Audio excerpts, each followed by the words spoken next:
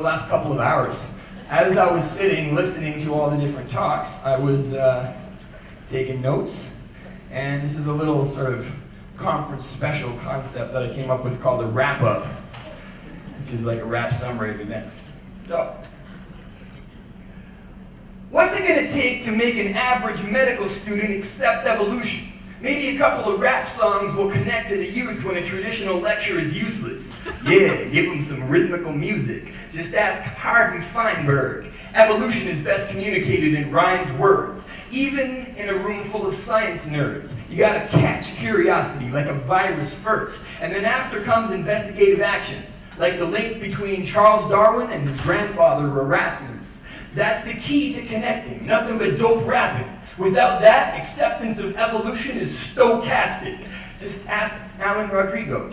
His lab is the best at investigating the impact of random sampling effects. If you get your microbiome from your parents, it's less diverse, and the same is true of your religious beliefs, chapter and verse. If you get them from your environment, complexity flourishes. And you're more open to evolution if your professors will nourish it. So that engagement is crucial. The spread of evolutionary knowledge is less than neutral. All models are wrong, but some of them are quite useful.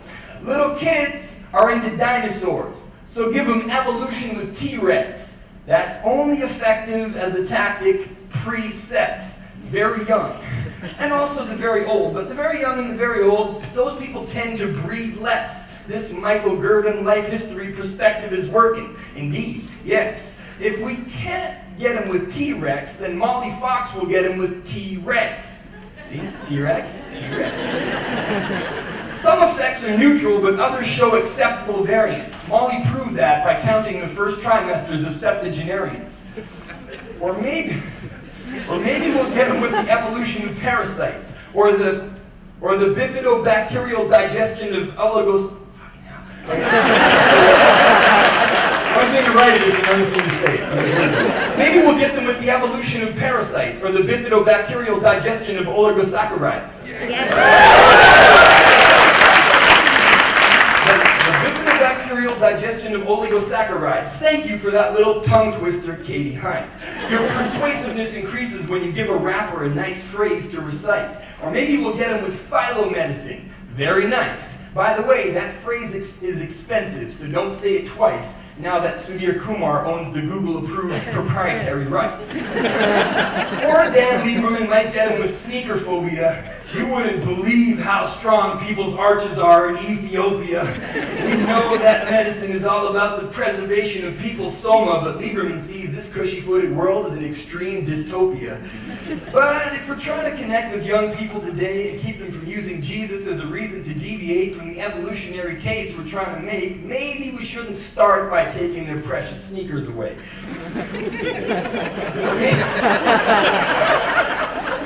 Or maybe the savior is David Haig. I mean, it's gotta.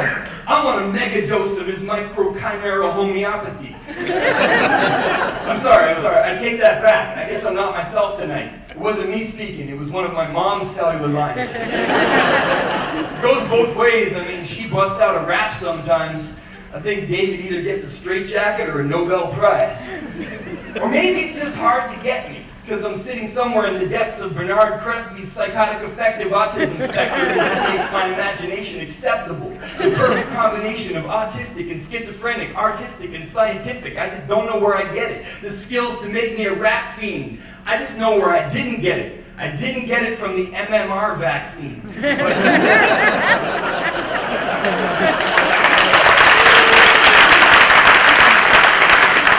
But according to Elizabeth O., if history wasn't so chock full of measles, the foundation for canine distemper would have never been laid, and all of our dogs would be a lot better behaved. That's the way we'll get them, in real-world ways, with coups, booms, with data on birth weights, with predictions that would have otherwise never been made, and data modeling that leaves even a skeptic amazed. This isn't about a single baby's birth weight, it's about a seismic intellectual earthquake, a new way of approaching disease puzzles. So take the message to the people. Don't be subtle or be muddled. Just stick to the facts and make trouble. We'll make an ocean out of this collected data puddle. The critics can say what they want. What we're presenting at this conference is the strongest rebuttal. Thank you.